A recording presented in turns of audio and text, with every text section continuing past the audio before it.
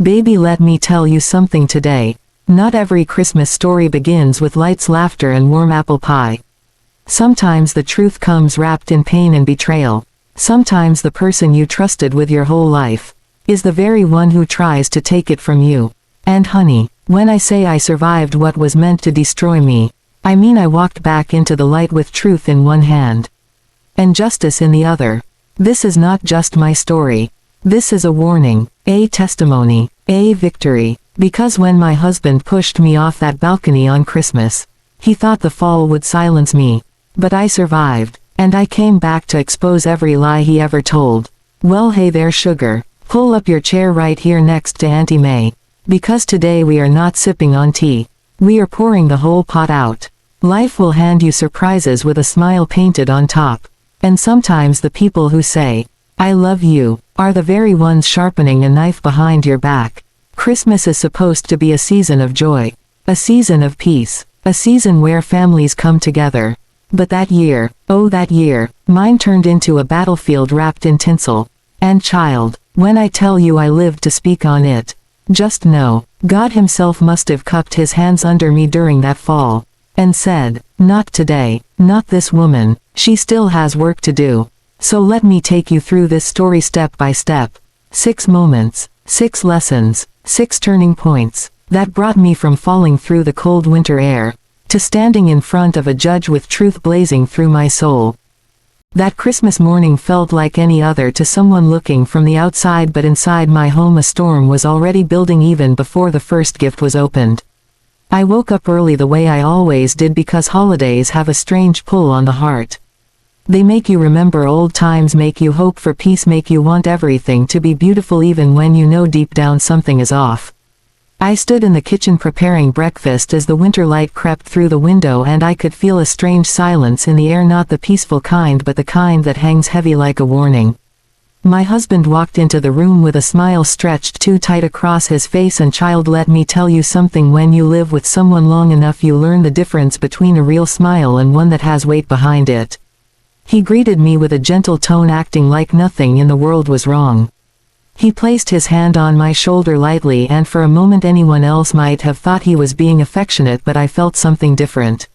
I felt distance under that touch. I felt coldness, not from the winter but from the heart that had grown tired of pretending. For months I had sensed a shift, a slow drift away from us, a strange kind of emotional fog settling over our marriage.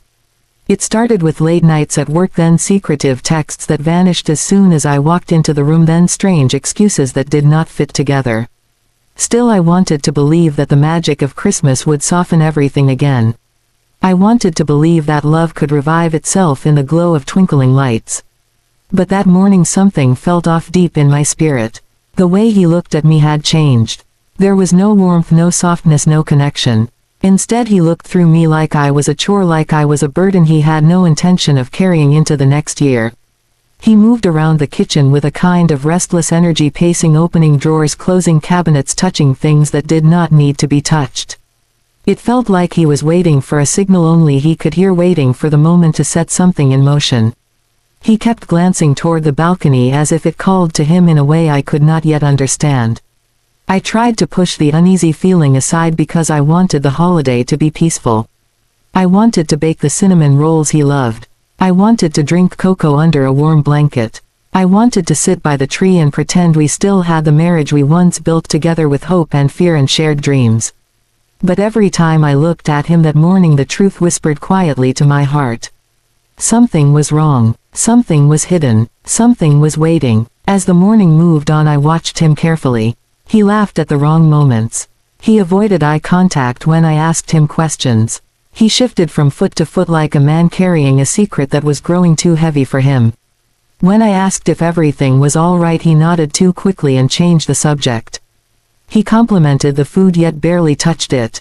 He walked around the living room inspecting ornaments like he was studying the layout of the space rather than enjoying the decorations I had lovingly placed. There was a nervousness in him, a pressure in his movements, a tension in his shoulders that kept tightening as the hours passed. It was the kind of behavior that feels innocent if you look with your eyes only but looks sinister when you watch with intuition. And baby, I have learned that intuition is a gift from God himself and we must never ignore it. My intuition whispered something is brewing. Something is preparing. Something is about to unfold. He invited me to sit next to him near the fireplace, and I noticed he kept checking his watch. Every few minutes his eyes darted toward the balcony door. It was almost as if he was waiting for the perfect moment, a moment he had rehearsed in his mind again and again.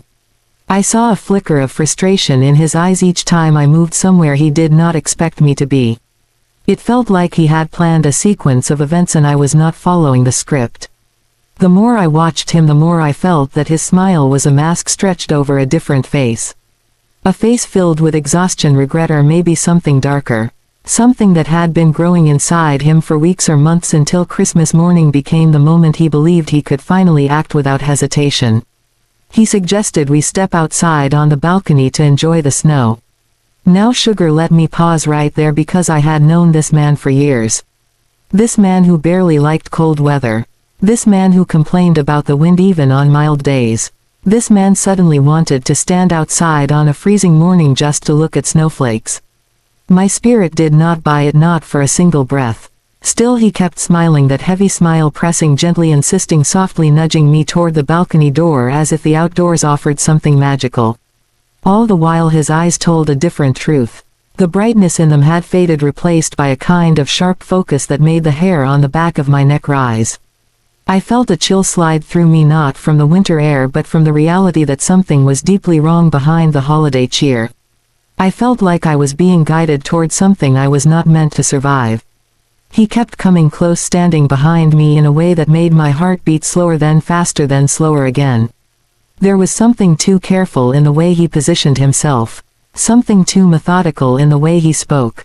I could feel the energy shift in the room, like the tension right before lightning strikes. The whole time he acted like he wanted to show me the beauty of the snowfall, but his body language spoke a different language altogether. His hands lingered behind me. His posture stiffened each time I hesitated. His breathing changed each time I moved away from the balcony. If you have ever stood next to someone who carried danger inside them, you know that feeling. It is not loud. It is not dramatic. It is a quiet sense that the person you once slept beside now sees you as something disposable. And child, that realization cut me deeper than any fall ever could. The idea that the man I shared a life with could be hiding such cold intentions made the room spin even before I ever stepped outside. I had always believed that if danger entered my home, it would come from outside, not from the man who once held my hand during hard times, not from the man who once whispered promises into my ear, not from the man who once said forever and meant it, or so I thought. As the day unfolded and he continued to push his strange warmth into every interaction, I saw more signs. He touched me too gently, like someone trying to pretend affection. He laughed too loudly, like someone trying to mask fear. He moved too quickly, like someone trying to rush toward a moment he had already decided would happen. Every detail began to stitch itself into a picture that made sense only in hindsight. A picture of a man hiding intentions sharp enough to cut through the holiday cheer. By the time he finally asked me once again to step outside that balcony door, the truth was already rising inside me. His Christmas smile hid a secret, a dangerous one. A secret he believed he could keep behind a gentle tone and a tender touch. But oh honey, let me tell you something, God sees everything. And on that morning God whispered to me to stay alert, to look closely, to listen with my heart. Because the man standing in front of me was not the man I married. He was someone else entirely, and his smile was not a blessing. It was a warning disguised as love. I remember the morning after that terrible night with a kind of echo in my chest, as if every breath carried a faint vibration of the shock I had survived, and as I sat up in the hospital bed with the stiff sheets scratching my arms, I felt a strange mix of weakness and strength, as if I had been rebuilt from the inside out by something greater than my own will. The nurse told me I was lucky, though the word lucky felt too small, too soft, too gentle for what had happened, because surviving was not luck to me, it was purpose, and it was power, and it was the start of a truth that demanded to be spoken. My mind replayed the fallen image I could not escape, no matter how many times I blinked or turned my head, because the memory was stitched into the very air around me. I could feel the cold Christmas night, the sharp wind that had slapped my face, the sickening drop, the weightlessness that felt like a pause between life and death. I remembered the shock in my bones, the crush of pain, the darkness that swallowed me, then the sudden gasp of survival that returned with the sound of sirens and voices. As I lay there in that sterile room, I knew something inside me had shifted. Before that night I had spent years making excuses for behavior that should never have been forgiven. I had softened the truth with patience and hope and the belief that love could fix what anger had shattered, but now the truth stood tall right in front of me, raw and undeniable. He had pushed me. My husband, the man who once promised protection and partnership, had used the strongest moment of the holiday season to attempt the cruelest betrayal. The reality settled into my bones slowly, like a weight, but also like a form of clarity that began to straighten my spine from the inside. I felt my fear begin to burn into something else, something steadier, something braver. I knew I would not stay silent because silence had carried me too close to the edge. The doctor asked me if I remembered what happened, and I nodded, even though speaking still felt heavy. I remembered everything with painful precision. I remembered the argument, the way his face twisted, the way he moved me backward step by step. I remembered thinking, this is not real, yet knowing it was entirely real. I remembered how his anger had grown over the past year, like a shadow that stretched farther and darker with each passing month. I remembered brushing off small acts of hostility as stress or frustration or misunderstanding, all while losing little pieces of myself. I remembered shrinking in my own home slowly, quietly, until I barely recognized the woman in the mirror. And then Christmas Eve arrived, and the mask he wore slipped completely, and the truth came out with violent clarity. He had not simply been angry. He had been dangerous. And danger does not get better with patience or love or faith alone. So as I sat in the hospital bed, I realized that survival was not just physical. It was spiritual, emotional, mental. It was the reclaiming of a voice I had allowed to go quiet for far too long. I felt something rise inside me, like a new spirit, or maybe like the old spirit I had once had before fear had dulled it. I knew I had to speak the truth, not only for myself but for every woman who had been told to stay quiet, to stay polite, to stay loyal, no matter how much it hurt. I knew that telling the truth would not be easy, and it would not be gentle, and it would not be comfortable, but it would be right. The police came to ask questions, and I answered them slowly but clearly. Each word felt like placing a brick back into the structure of my own strength.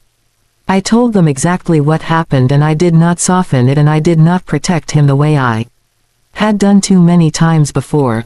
I felt no guilt, only relief, as if every honest detail freed another trapped breath in my lungs. They listened carefully, and when they left I felt a wave of stillness pass over me, the kind of stillness that follows a storm, the kind of stillness that prepares you for what comes next. My sister visited later that day, her eyes filled with fear and anger and love all at once. She held my hand and told me I was strong, even though I did not feel strong. I felt shaken, bruised, exhausted, but I also felt something else rising beneath all that pain. I felt readiness. The readiness to expose what he had done. The readiness to stop protecting someone who had never protected me. The readiness to rebuild a life that no longer bowed to fear. My sister reminded me that surviving was a sign, and that I was not meant to go through any of this quietly. Her voice steadied me, and her presence reminded me that I was not alone. That night, as the hospital lights dimmed and the hallway sounds softened, I stared at the ceiling and let the truth settle fully into place. I had survived for a reason. I had been given another chance, and I was not going to waste it. I was going to speak. I was going to expose him. I was going to reclaim my life with the same force that had tried to take it from me. And for the first time in a long time I felt a spark of hope, warm and steady, rising through the ache in my body. I knew the road ahead would be long and hard, but I also knew this truth. I was done being silent. And the world would soon know exactly what had happened on that Christmas night. When the detectives returned the next morning, I felt the weight of truth settle on my shoulders with a heaviness that did not scare me but steadied me. I had spent the entire night turning the memory of that Christmas Eve over in my mind again and again, each detail sharper than the last, almost as if my mind wanted to make sure I never doubted myself again. When I looked at the officers, I felt something new rising inside me, like a strong river shaping a new path. I was ready to tell the story exactly as it happened, without softening, without bending, without protecting the man who had tried to erase me from the world. My voice trembled at first, but the tremble was not fear, it was the sound of strength coming back to life. I spoke slowly and clearly, describing every step, every look, every word he had thrown at me before he pushed me off that balcony. The officers listened closely, their eyes serious, their hands still, their attention locked fully on me. As I spoke I began to feel a strange form of release spreading through my chest, like a knot had loosened or a long-held breath had been allowed to escape. I realized that telling the truth was not just a duty, it was a kind of healing. Each detail I shared made the image of that night shift from something that haunted me into something that empowered me. I was taking control of what had happened by naming it, by exposing it, by refusing to let it hide in silence the way abuse so often does. The detectives asked follow-up questions and I answered honestly, even the parts that were painful to say out loud, even the parts one wished had never been real. And when the interview ended I felt lighter, not because the pain was gone but because the truth had been spoken without fear. Later my friend Carla came to visit me. She stood at the foot of the bed, her eyes wide with disbelief, her hand pressed to her mouth as if she was still trying to understand how someone she knew so well could be capable of something so dark. She kept shaking her head, saying she knew something had been wrong for a long time, but she had not known how to ask me without feeling like she was crossing a line. I told her I understood because even I had not fully allowed myself to understand until the moment I was falling through cold winter air. She sat beside me and held my hand tightly, and I could feel the silent promise she made. She was not going to let me face the next steps alone. Her presence reminded me again that love, courage and loyalty come not from the people who pretend to care but from the people who show up when your world has been broken into pieces. That afternoon as I stared out the hospital window at the winter sky I felt memory after memory flood back with new meaning. All the times he raised his voice. All the ways he controlled the smallest details of my life. All the apologies I had offered for things I never should have apologized for. All the excuses I created to make his behavior seem normal. I saw it all clearly now. The small moments of fear had been warnings. The quiet dread I felt in my stomach each evening had been my intuition trying to protect me. But I had pushed those warnings aside because I wanted to believe in goodness and promises and second chances. I wanted to believe that love could calm anger and heal wounds. But now I knew love cannot grow in the shadows of fear. Love cannot survive where violence has taken root. And once I allowed myself to fully face that truth I felt the strength of it spread through me like a fire that refused to be put out. The detective came back later to tell me they had questioned my husband. He had insisted that I slipped and fell and that he had tried to grab me but could not reach me in time. Hearing that felt like a sharp blade pressed into my heart, but not because I believed him or doubted myself. It hurt because it showed how easily he could twist reality without shame, without guilt, without hesitation.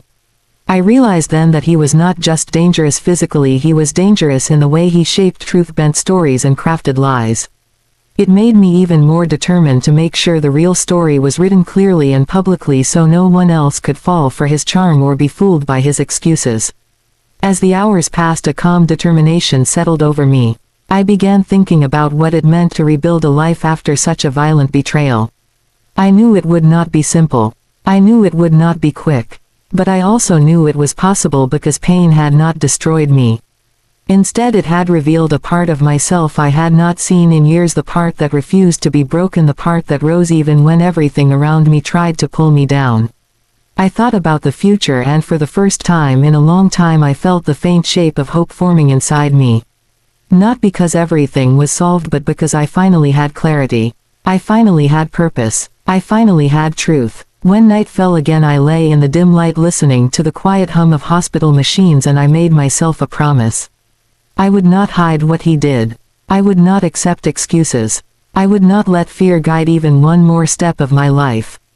I would speak. I would fight. I would expose him fully.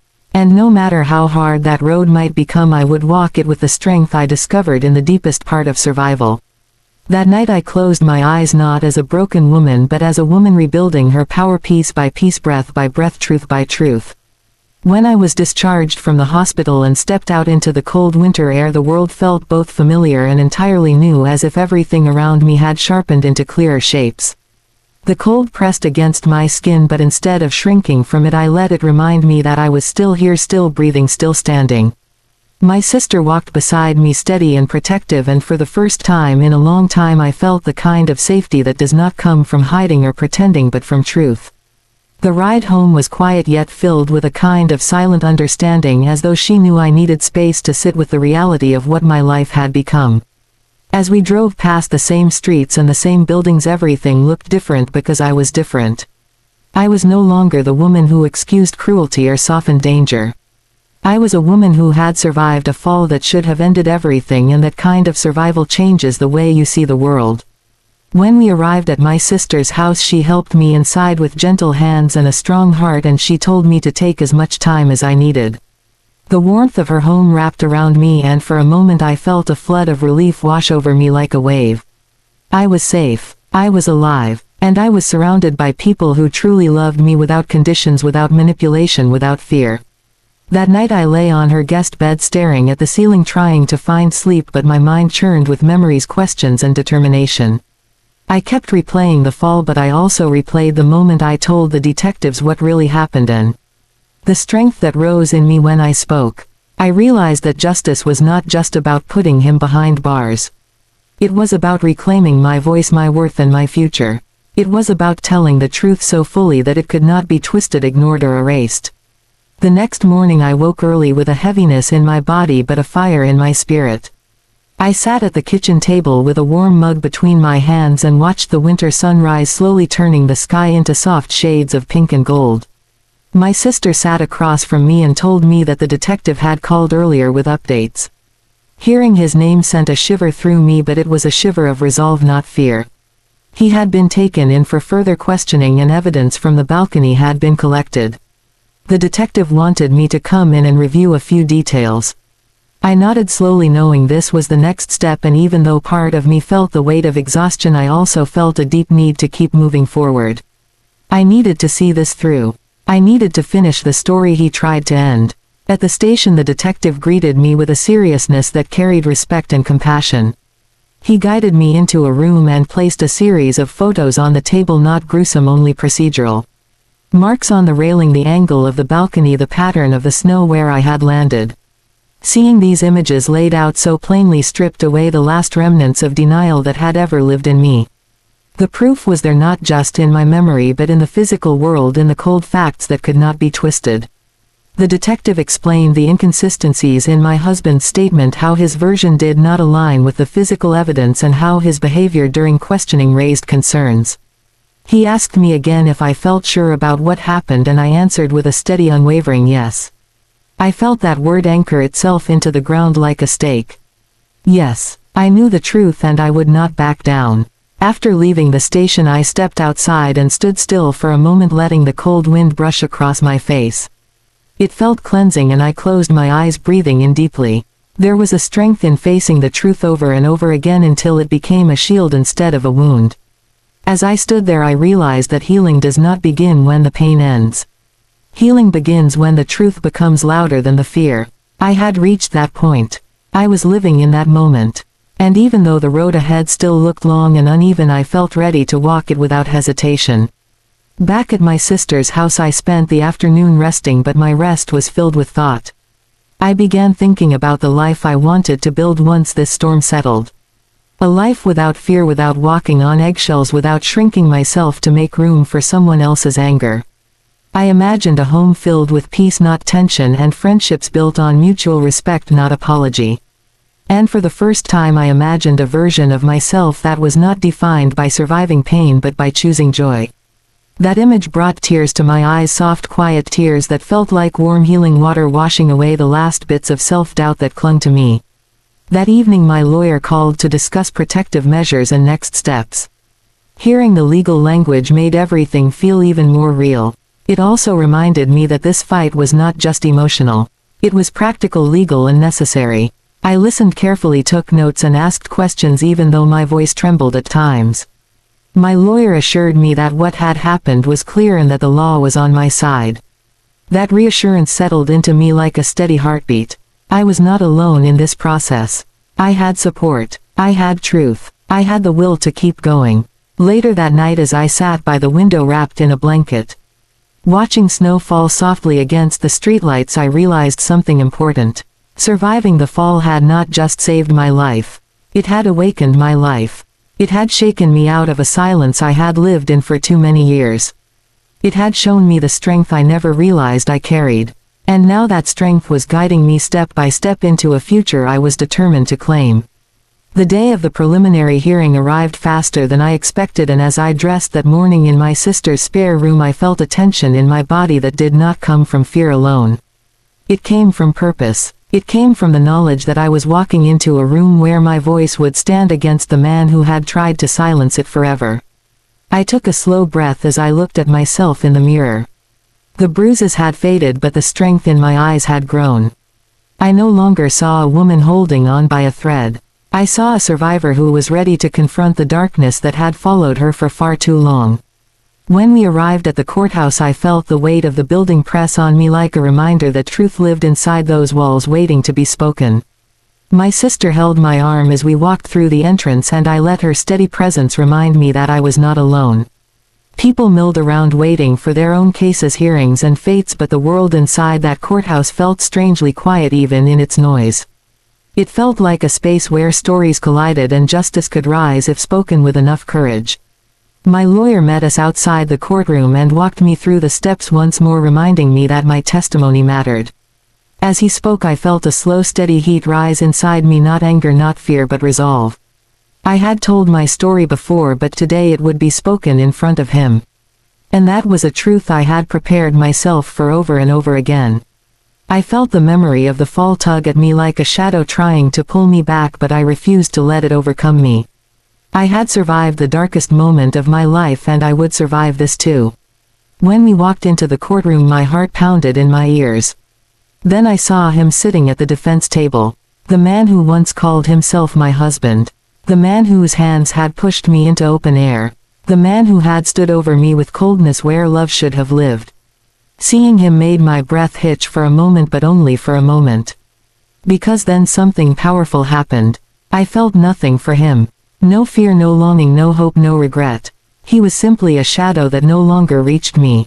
A figure made of choices that had destroyed themselves. He looked at me with that same practiced expression he had used for years. The expression meant to confuse me, soften me, make me doubt myself.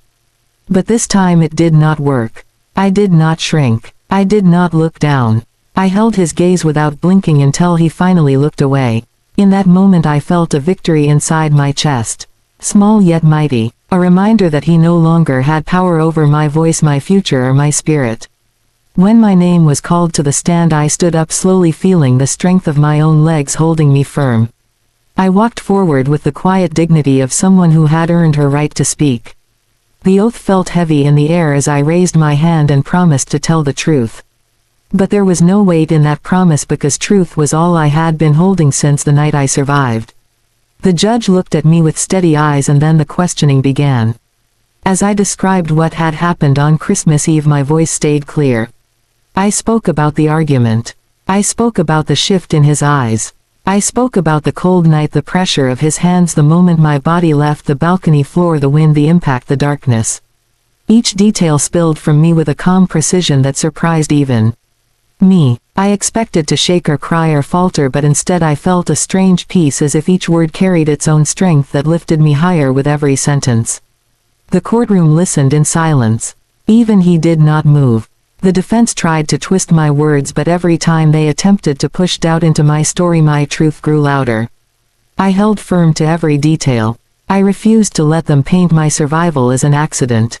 I refused to let them make me small again. The judge watched me closely, and I felt seen in a way I had not felt seen in years. Not as a wife trying to hold a home together. Not as a woman trying to endure pain quietly. But as a human being who had been wronged and who deserved justice. When my testimony ended, I felt my entire body exhale at once, as if I had been holding something in for far too long. My lawyer nodded at me with respect. My sister squeezed my hand. And for the first time in months I felt something powerful settle inside me. I felt free, not fully, not completely, but enough to breathe without hesitation. Enough to stand without trembling. Enough to know that I had done the strongest thing a survivor can do. I had spoken the truth where lies once lived. As we left the courthouse, the winter air felt different on my skin. Softer, lighter, like a promise. The sky above stretched wide and gray, yet somehow beautiful, because I was walking under it with a strength I had reclaimed piece by piece. I knew the road was not finished. I knew the legal process would continue. I knew healing would take time. But I also knew this. I had faced him. I had spoken without fear. And that alone marked the moment my life began to rise from the ashes of everything he tried to break. In the weeks that followed the hearing, I began to reclaim pieces of myself that I had forgotten existed, and each day felt like stepping into unfamiliar but hopeful territory. Healing did not come in a sudden wave, and it did not arrive with dramatic clarity. Instead, it came slowly, like the soft thaw of winter when the snow begins to melt little by little, revealing the earth that had been hidden beneath the cold. I woke each morning with a mixture of heaviness and determination, as though grief and courage lived side by side inside my chest. Some days I cried without warning, and some days I felt strong enough to step outside and breathe air that belonged to a world where I no longer feared the man who once controlled every part of my life. I spent hours sitting by my sister's window, journaling thoughts that poured out without filters or fear. I wrote about the fall, the pain, the confusion, the betrayal, but I also wrote about the strength that rose in me when everything went dark. I wrote to remind myself that I was not weak. I wrote to remind myself that survival had made me powerful in ways I never understood before. And as the pages filled, I noticed that my handwriting grew steadier, as if my spirit was learning how to stand again. One afternoon I met with a support counselor, someone trained to help survivors rebuild. I sat across from her, feeling unsure at first because I had spent so long hiding and enduring in silence. But her gentle presence and quiet strength reminded me that sharing my pain was not weakness. It was courage. She encouraged me to speak openly about what I had endured, and each session became a space where I laid down a little of the burden that had been pressing on me for years. I told her about the fear that had crept into my home long before the fall. I told her how I used to walk lightly, careful not to disturb the storm inside him. I told her how I apologized for everything, even things that were not mine to own. And as I spoke, she helped me see that the story did not define me. It shaped me, but it did not imprison me. As the days continued, I began taking small steps toward independence. I visited a rental property with my sister, and when I stepped inside the empty living room, I felt something warm inside me. The silence of the place did not feel lonely. It felt peaceful. It felt like a blank canvas waiting for me to fill it with new memories, new beginnings, and new hope. The simple idea of hanging curtains or placing a plant by the window made my heart stir with the quiet joy of possibility. For the first time in a long time, the future did not feel heavy. It felt open. Meanwhile, the legal process moved steadily, and each update from my lawyer gave me a sense of closure inch by inch. He told me that the evidence was clear and the case was strong, and each time he spoke I felt the weight of justice slowly settling into place. I no longer felt consumed by fear of what my husband might say or do. Instead, I felt a growing sense of control over the narrative that once held me captive. I was no longer waiting for him to decide the shape of my life. I was shaping it myself. I started taking walks around the neighborhood, bundled in a coat that felt warm against the winter air. These walks became a form of meditation for me. Each step away from the house represented a step toward freedom. I listened to birdsong or the quiet hum of distant traffic, and I realized how much beauty I had missed in the years I spent watching every movement, listening for every shift in his voice, wondering when the next storm would come. The world felt calmer now. The world felt kinder. Or maybe I was finally allowing myself to feel peace. One evening I found myself standing in front of a mirror, looking at the reflection of a woman who had lived through horror and yet stood tall. My hair had grown slightly uneven from the weeks of recovery, but my eyes were no longer shadowed with fear. I saw fire in them. I saw purpose. I saw survival etched into every line of my face. I reached out and touched the reflection lightly, knowing that the woman staring back at me was someone I had fought hard to become. She was not defined by the man who tried to kill her. She was defined by the courage that lifted her from the edge of death. As the trial date approached, I felt a strange calm settle inside me. There were still moments where my chest tightened and my breath caught, but those moments did not hold me anymore. They passed like small storms that could not overshadow the sun. I spent the nights before the trial writing letters to myself, letters that reminded me of my worth, my strength, and my truth. I read them aloud each morning, letting the words ground me and remind me that fear could not undo what I had built. When the day arrived, I stood in the courtroom again, but this time the fear had been replaced by certainty. I watched as the judge reviewed the evidence and listened to the testimonies. I heard my lawyer speak with unwavering clarity. And when the verdict was read, I felt the world exhale with me. Justice had been served. The man who once controlled every part of my life was held accountable. The man who pushed me from that balcony no longer had access to my world, my voice, or my future. After the trial, I stepped outside into the sunlight and felt the warmth touch my skin. It felt like a blessing, like a quiet whisper of hope. My sister hugged me tightly and told me that this was the beginning, not the end. She was right. It was the beginning of a new life, one I would build with intention and joy and courage. In the months that followed, I moved into my new place. I painted the walls soft colors that brought peace to my heart. I planted flowers outside my window. I cooked meals that filled the space with warmth. I invited friends over and filled the rooms with laughter. Slowly the shadows of the past grew lighter until they no longer dominated the edges of my mind. I learned to sleep without fear. I learned to breathe without bracing for impact. I learned to trust my own strength. And in quiet moments when I sat with a cup of tea listening to the world just outside my window, I felt a deep gratitude for the life I still had. Surviving had not only saved me, it had awakened me. It had shown me that even after the darkest fall, a person can rise again, stronger, braver, and more alive than ever before.